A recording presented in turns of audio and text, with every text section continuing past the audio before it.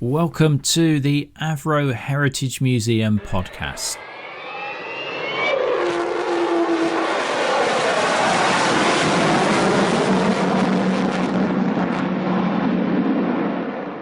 Hello and welcome to episode 1 of what will be a 3-part conversation with two of the Avro greats, Harry Holmes and Eric Harlin. After service in the RAF, Harry joined Avro in 1958, and before long his natural talent took him in the direction of sales, marketing and public relations, for which he took the company lead role until his retirement in 1993. He's a notable, well-respected author, amongst whose many books is the complete and definitive history of the Avro company. Eric Harlin joined Avro as an apprentice a few years after Harry, and they rapidly became kindred spirits. Harry worked on aircraft as diverse as the Nimrod Mark I and the Jetstream 41. He's an acknowledged expert on early Avro aircraft. Harry and Eric, in essence, were the founders of Avro Heritage Preservation, long before Woodford closed and many years prior to the current museum being established. Without them, it almost certainly would not be here now.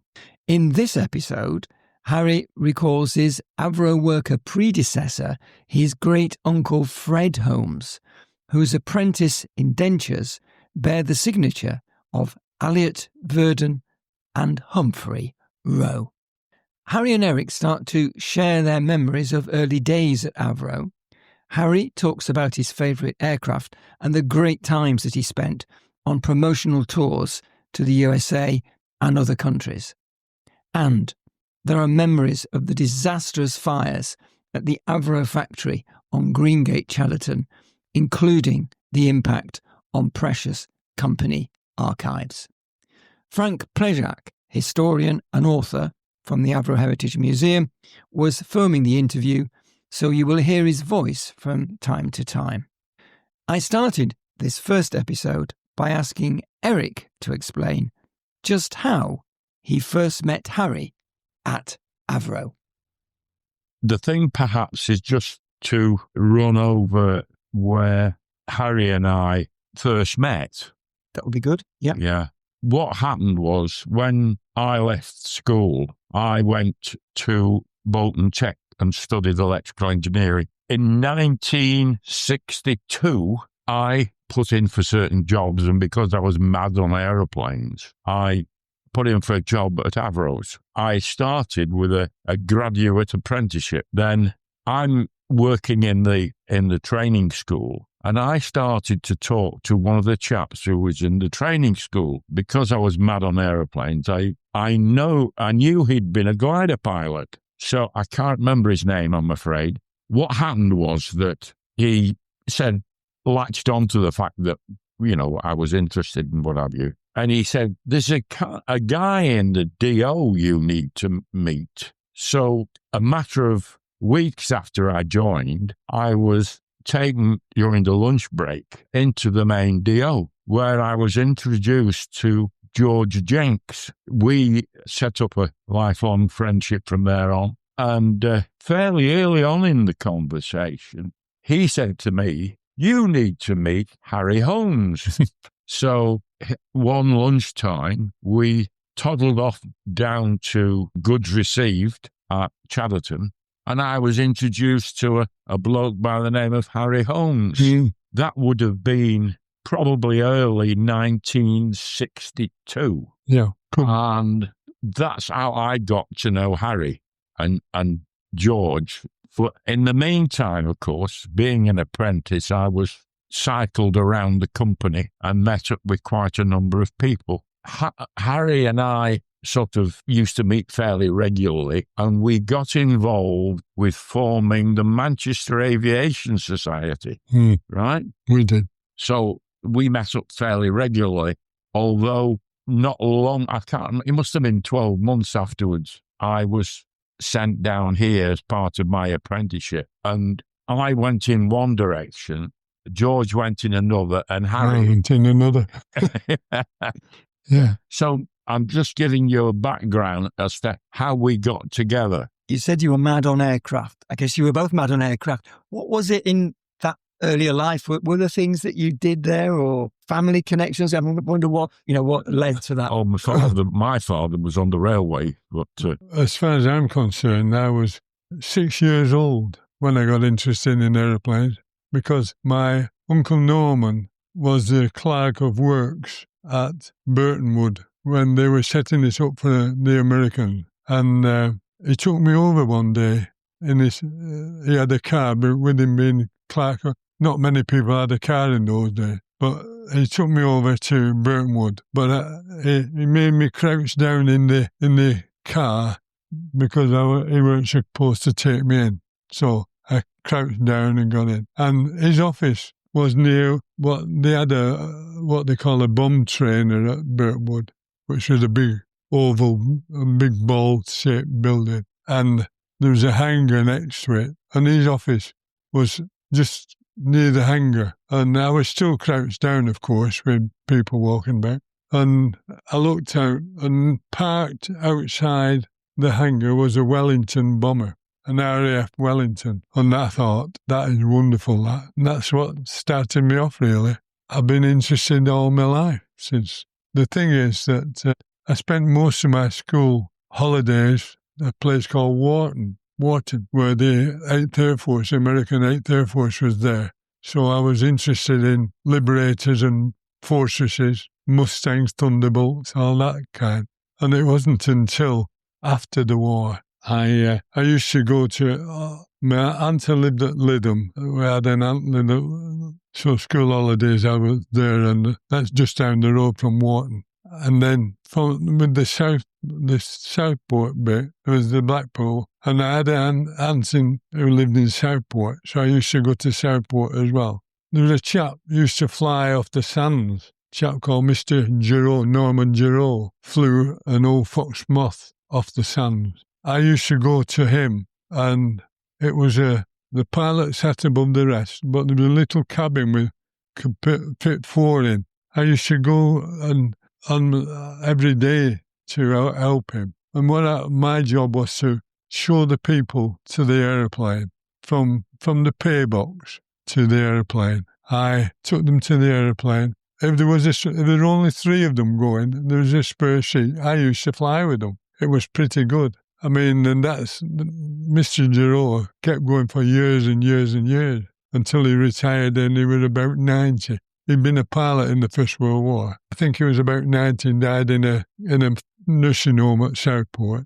After that, after college, and I went into the RAF, I was in, basically, it was called communications. It was signals. I was an operator wireless and line. I could do Morse, voice, and telegraphy. And I stayed there until 1958, and I came out.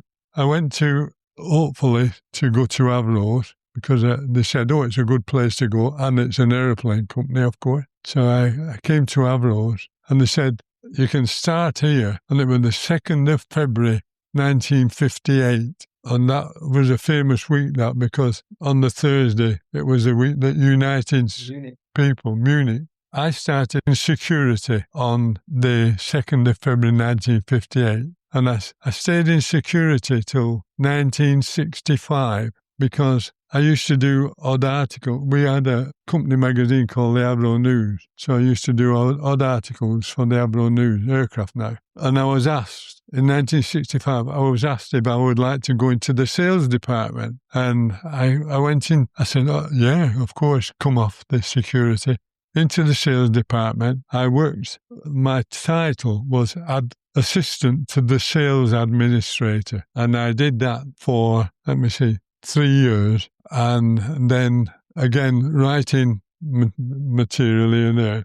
The public relation manager, John Gray, said, if you stay in sales, you'll be wasted. And I was in sales. My title was changed to Market Information Officer in sales. And John Gray said that you're wasted doing that. Come and work for me. So I went into He was a public relations manager, ex-RAF, DFC, Lancaster pilot, so ideal. I went to work for John Gray as assistant public relations manager, and I stayed with John Gray until 1983 when he was transferred to Weybridge, and I then became the public relations manager then for British Aerospace Manchester factories. Remember, there was two large factories in Manchester. There was Chadderton near Oldham and Woodford, of course, here. I looked after both of them as public relations manager. Wasn't there a relative of yours in one of the famous pictures in Brownsfield Mill? Yeah. Oh, yeah. Well, Uncle Fred. My great-uncle Fred, yeah. He was Fred Holmes. He was an Avro apprentice. We've actually got his indentures signed by Avro, signed by Avro and Humphrey and all the lot. Steve Abbott, he has all the personnel records. Isn't in the famous picture of the Avro Type D or the Avro Type E being constructed in the basement of Brownsfield Mill? Yeah. I think your my great-uncle Fred is on, leaning towards the lathe. But there's another shot of him sat in the cockpit of a 504, and there's another one of him standing near the engine. Well, there weren't 504s then, there were 500s. Yeah, and it was a Type E, and they changed it to 5. They decided to give them numbers rather than their names. From the Type E, it became the Avro 500. But Eric here, of course, knows more about things like that than I do. Where was it up to? You were going to say a really favourite aircraft, 748. Tell us a bit about that. And I'm intrigued to know why and all your connections. 748, I saw the 748 from chalk marks on the floor of Experimental before it was put together. And I saw it being built at Chadderton and then moved down to Woodford. And it first flew on the 24th of June, I think today, but 24th of June 1960, Jimmy Harrison flew it for the first time. We built nearly 400 748s, and we sold them to 50 countries around the world. They were so reliable, safe and reliable. It was sold to 16 heads of state, with king, queens, presidents, prime ministers, and of course our own Queen Elizabeth had 3 748s, which was called the Andover CC2 in the area. Oh wait, I just loved it, and I did a number of tours with it around the world, various places in the world. The good thing about it now is, well, there's the nose of one in the museum, which I love, and I go and kiss every time I see it. One of the 748 that's at Liverpool is up for disposal, and I've added it to the list for the acquisitions teams to discuss, so whether that's a possibility. Can I point out you've missed something out? Go on. The Great Fire at Chadderton. If you're getting back to Chadderton then, October 1959, we had a massive fire at Chadderton, which destroyed all the roof and the assembly, destroyed all the roof. Fell in, of course. Luckily, the Vulcan line missed the roof structure, missed the Vulcan centre section line. And the Vulcan production was started again. It was full running again 6 weeks after the place had been absolutely devastated by the fire. And then we had another fire later on in Experimental, they're all supposed to be electrical fires. And the Experimental fire at that time had the second prototype 748 fuselage in there. And part of the roof structure fell on the 748. And the aircraft was all right, but the structure bent round. The heat of the red hot steel, it bent round. The shape of the 748 nose came right round. Amazing. But and then of course that aeroplane was rebuilt as GARAY, Gary. We used it for many, many years. I think it's in a museum somewhere in Canada at the moment. Danner used so many of our airplanes. So I suppose that was a thing. The fire really, as far as historians are concerned, Eric and myself and George, the fire was also in the photographic department, and we lost 75,000 negatives from previous years, which of course, killed us, didn't it? Luckily, I was friends with Paul Cullen, who was the chief photographer. Luckily, before that, he'd given me a load of prints of aircraft, and we were able to copy those prints, which some of them are in the museum now. They were copied. Luckily, we had them. And it was only through Paul Cullen giving me the fairly 10 by 8 print of Avro aircraft. They've been lost completely. And else they'd gone completely. And we struggled, didn't we, Eric? We did struggle to get stuff. Can I give a bit more background to that? One of the problems with the fire was not only the loss of the photographic negatives, but the fire brigade were trying to keep the fire under control and limit it, etc. So they hosed everything down. Now, at that time, drawings were all done on starched linen. Yeah. And when they came to try and sort things out at the end, they opened the drawers of the cabinets to get drawings out, and they were just literally solid block of starched linen where the water had all got to it and glued them all together. So the only surviving drawings from that period are ones that happened not to be in there at the time. Which is why that lost us a lot of history. Fortunately, the drawing registers survive. So you can tell exactly when modifications were done to various aeroplanes by looking up the drawing numbers, and it tells you the name of the drawing number. It gives you the title of the drawing. It gave you the date that the number was allocated from the register, and it also gave you the man's name that drew it. So, in fact, if you want to, it's a mammoth job, but you could actually go through the drawing registers and get a complete list of all the draftsmen that did the work. And one thing I remember about it, some of them that survived were soaking wet. And in the DO at Chadderton, I remember they were all strung out on like washing lines. It was like a laundry with all drawings on washing lines all down there. Do you remember that, Eric? Yeah. So, it's incredible to think. But those drawing registers were useful, weren't they? Yeah. Yeah. So you could actually trace the history of a particular type of aeroplane, or even, in some instances, the individual airplanes, how they were modified and in certain ways, and the date they were done, and the draftsman that did the drawing under the control of the chief draftsman.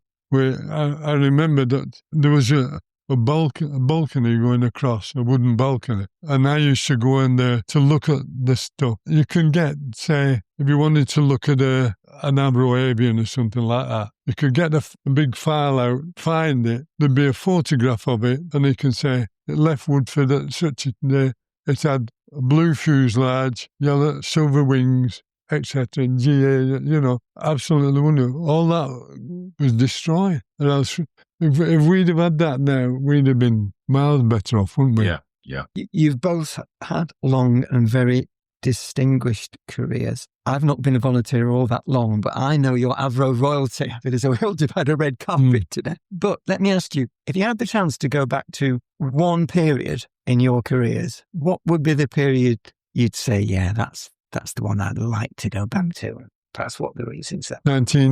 The 1980s for me. Okay. And tell us why, or tell us a bit about the period, why it was so. Yeah, because it was British Aerospace then. Remember, it was Avro till 1963, and then it became Hawkesbury Aviation. And it was Hawkesbury Aviation till 1977, and then it became British Aerospace. As far as I'm concerned, that was a good period for me because we'd done the ATP, we were doing 146s from Hatfield, and I was travelling the world. In 1987, I spent 6 months in Washington promoting the ATP. That was useful. I had the British Aerospace providing me with a flat in downtown Washington. They had their BAE headquarters, British Aerospace headquarters were at Dulles, you've heard of Dulles Airfield. They had a big building at Dulles. I used to have a car to drive up to from downtown Washington, where the flat was, to Dulles every day. I had my own office and my own card that said Harry Holmes, British Aerospace, HS748, ATP, absolutely fantastic. So it were all good that. And of course, we did a number of tours. I did a tour to the States in the 748 before that in 1980, which went all around the States in the 748.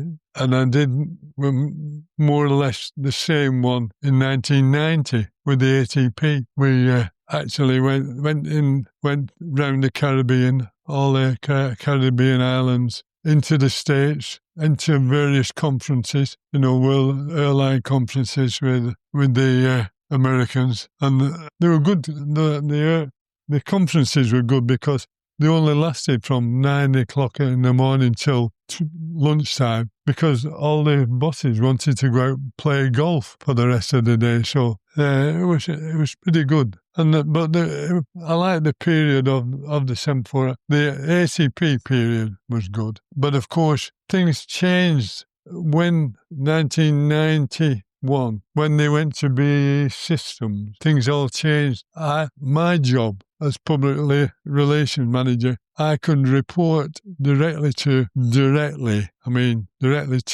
managing director at Chadderton or Woodford. Chadderton was closing then, but Woodford was. We moved headquarters from Chadderton to Woodford in 1983, but I can report directly to the general manager or managing director. All that changed when we became BAE Systems. It all changed that I couldn't report directly to him. I had to report to some guy in London, and then it went to another guy in London, and then came back to me to go to so I thought, and I was in the middle of writing stuff then, so I thought, I'm going to take my redundancy. And I took my redundancy and left in the company in 1993. So it's just 33 years since I retired.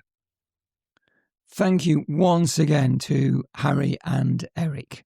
Don't forget, there will be 2 more episodes of this conversation that will be dropping onto the podcast in due course. Do listen out for those, but in the meantime, it's goodbye from me, Chris Bezic.